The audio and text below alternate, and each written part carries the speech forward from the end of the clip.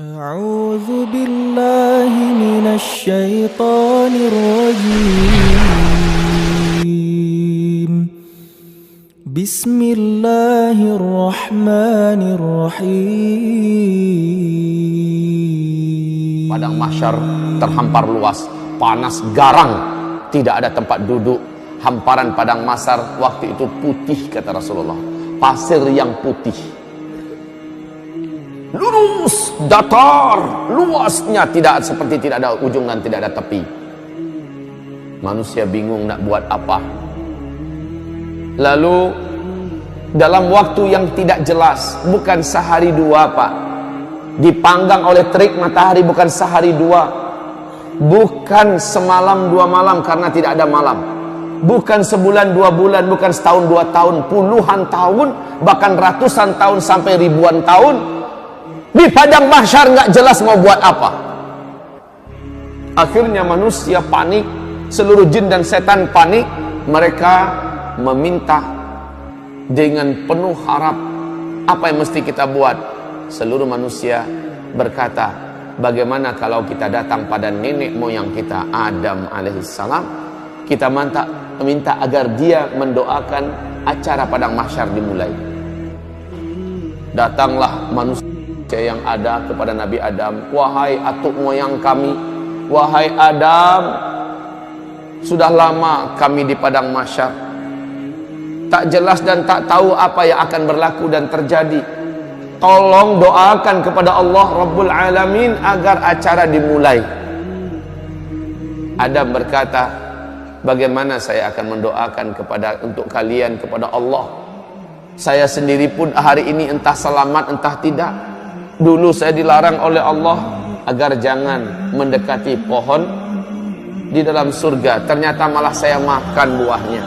Hari ini saya selamat atau tidak? Pak, wallahi demi Allah, Bapak Ibu, saat itu tidak ada orang yang berpikir tentang amal solehnya dulu, sudah tidak ada. Orang hanya mengingat dosanya saja. Setiap orang hanya ingat dosanya saja. Orang lupa kalau dia dulu pernah haji, orang lupa kalau dulu dia pernah sholat, dia pernah puasa, lupa, yang dia ingat hanya dosanya saja. Adam berkata, maaf, saya tidak bisa mengapa-apa, tidak bisa membantu kalian, tidak bisa mendoakan kalian. Oh nafsi, wah nafsi, wahai jiwaku, wahai diriku. Maksudnya saya ini selamat atau tidak? Wahai diriku, wahai diriku.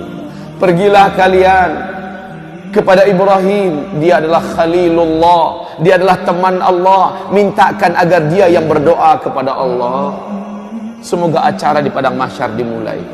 Manusia pun berbondong-bondong meninggalkan Adam menuju mencari Ibrahim. Saat berjumpa dengan Ibrahim, mereka memohon dengan permohonan yang sama. Sama jawaban Ibrahim, dulu di dunia saya telah berdusta sebanyak 3 kali. Hari ini saya tak tahu lidah yang telah berdusta ini ketika berdoa Allah dengarkan atau tidak. Jangan-jangan saya pun tidak selamat. Minta maaf, saya tidak bisa membantu kalian apa-apa. Saya tidak bisa. Dia berdusta 3 kali. Pada Rasulullah mengatakan dusta Ibrahim waktu di dunia dulu hak, dusta yang benar.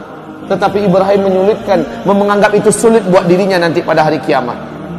Bagaimana dengan kita yang betul-betul berdusta di atas kebatilan? Sementara Ibrahim berdusta di atas kebenaran, dia rusuh dan gelisah tentang dirinya.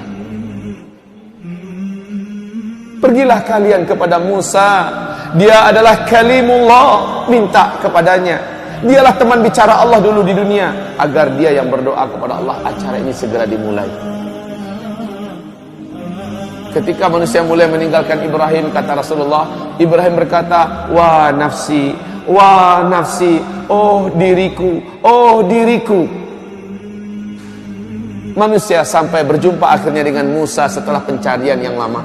Setelah berjumpa, wahai Musa, bla bla bla bla bla. Musa berkata, aku dulu di dunia membunuh orang, hari ini aku selamat atau tidak? Minta maaf, saya tidak bisa membantu kalian, berdoa kepada Allah untuk kalian. Hari ini saya entah selamat entah tidak. Pergilah kalian kepada Isa, dia adalah Ruhullah, orang yang tidak pernah buat salah, orang yang tidak pernah buat dosa. Isa, pergilah kalian kepadanya. Maka manusia pun mencari di mana Isa. Seluruh manusia menyebar mencari di mana Isa. Saat Isa ditemukan, mereka langsung memohon. Lagi-lagi jawaban Isa adalah minta maaf. Bukan wewenang saya pada hari ini untuk menolong kalian agar acara padang mahsyar dimulai. Lalu kaum muslimin, pergilah kalian kepada Habibullah, kekasih Allah, Sayyidul Anbiya wal Mursalin, Muhammad sallallahu alaihi wasallam. Minta kepadanya agar dia berdoa kepada Allah supaya acara dimulai. Manusia pun datang berbondong-bondong ketemu dengan Nabi Muhammad. Mereka memohon. Apa kata Nabi Muhammad? Saya orangnya. Saya orangnya pada hari ini diberi wewenang untuk menolong kalian. Maka kata Rasulullah, saya pun sujud dengan sujud yang lama, sujud yang dalam dan panjang. Akhirnya Allah berkata, hai Muhammad, angkatlah kepalamu, utarakan apa yang engkau mau, permintaanmu pasti dikabulkan. Nabi Muhammad pun mengangkat kepala dan berdoa, ya Allah, telah lama kami di padang mahsyar. Sesungguhnya hamba-hambamu ini sudah patut dan pantas untuk mulai diurus. Ya Rabb, mulailah acara padang mahsyar. Allah pun mengabulkan berkat doa Nabi Muhammad. Acara padang mahsyar dimulai.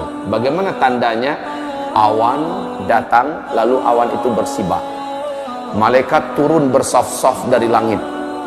Waja'al malaku wal malaku, dan para malaikat datang saffa, dalam keadaan bersaf-saf. Seluruh malaikat diam, mulut mereka terkunci. Sementara mereka bagaikan raksasa-raksasa yang sangat perkasa di hadapan jin dan manusia yang ada di hamparan padang mahsyar. Malaikat berbaris-baris bala tentara Allah yang perkasa-perkasa, diam seperti ketakutan, pucat tegang. Malaikat saja tegang, Pak. Ketika acara dimulai, la haula wala quwata illa billah, seluruh manusia mulai tertunduk ketakutan, khususnya orang kafir. Ternyata apa yang dijanjikan Allah dulu ternyata benar. Akhirat ada, ternyata benar, padang mahsyar ada, dan ini acara akan dimulai. Kaum muslimin yang kami muliakan, berbagai macam keadaan manusia di pemandangan padang mahsyar. Kalaulah kita ada waktu, inginnya saya bercerita tentang dahsyatnya padang mahsyar, tapi waktu kita bukan untuk membahas itu sekarang. Rasulullah bersabda, akhirnya yang akan masuk neraka sudah diputuskan siapa-siapa orang. Mereka pun digiring dengan paksa oleh para malaikat-malaikat yang perkasa. Beberapa di antara mereka mencoba melarikan diri. Mencoba melarikan diri. Di mata malaikat, yang mencoba melarikan itu ibarat kutu-kutu kecil. Kemana mau lari? Disentil kembali. Ada yang diambil, ditendang. Kaum muslimin yang kami muliakan, akhirnya mereka diseret, lalu dibawa dan dilemparkan ke dalam neraka. Sementara orang-orang beriman dan orang munafik mengalami hisab. Mengalami hisab. Setelah proses hisab, dinampakkan amalan mereka, ditanya. Setelah itu mereka ditimbang amalannya. Setelah itu mereka digiring untuk menuju ke suatu daerah yang maha gelap. Daerah tersebut diawali oleh pintu yang maha besar, bab. Di dalam surah Al-Hadid Allah ceritakan pintu itu di bagian luarnya terang, di bagian dalamnya gelap. Manusia disuruh masuk. Ketika mereka masuk, gelap gulita. Khusus orang yang beriman langsung bercahaya tubuhnya. Ada yang cahaya satu orang sebesar gunung besar cahaya. Langsung terang benderang. Padahal dia satu orang. Ada yang satu orang hanya sebesar bukit cahayanya. Ada yang satu orang sebesar onta cahayanya. Ada yang satu orang, kata Rasulullah, hanya sebesar tangan ini cahayanya. Ada yang satu orang hanya sebesar jari telunjuk saja cahayanya. Ada yang satu orang sebesar ruas kukunya saja cahayanya. Ibarat lampu yang kecil itu, sebesar itu yang dia punya. Di kegelapan itu dia mengandalkan cahaya yang dia punya. Orang munafik tidak ada bercahaya sedikit pun dalam kegelapan. Orang yang bercahaya dapat berjalan dengan cepat menuju ke titian, menuju ke sirat yang membentang antara padang mahsyar dengan ujung daripada ngangaan neraka jahanam yang menuju ke pintu surga sana. Mereka meniti. Kata Rasulullah, luasnya ngangaan neraka jahanam itu, ngangaan tahu sih? Lubang.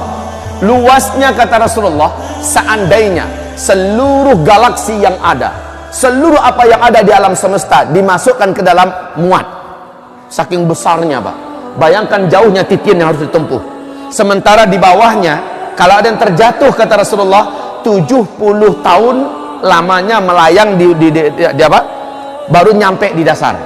70 tahun lamanya. Kaum muslimin yang kami muliakan, hamparan yang ada tergantung pada amal orang. Ada yang hamparannya besar dan luas, dia bisa melaju dengan kecepatan tinggi. Rasulullah bersabda, orang-orang bergelantungan kebanyakan. Nampak dipandang, satu orang itu punya satu titian, bukan satu titian untuk bersama. Satu orang punya satu titian. Titian itu tergantung pada amalnya. Ada yang titiannya menjadi kecil dan setajam mata pedang. Itu yang harus ditempuhnya. Sementara orang yang macam ini adalah dosanya banyak dulu di dunia, dan dia seorang yang beriman kepada Allah. Dosanya banyak, amalnya sedikit. Sementara kata Rasulullah, di atas titian itu, dari bawah menyambar semacam kail dari api, menyambar, menyambar-nyambar. Sementara dari atas menyambar lagi yang lain. Betul-betul dalam keadaan diuji. Dan kaum muslimin, panasnya hawa dan asap neraka jahanam itu gelap Pak. Gelap. Kata Rasulullah, sepanas-panas api yang Allah ciptakan adalah api neraka. Api yang paling panas itu berwarna hitam gelap.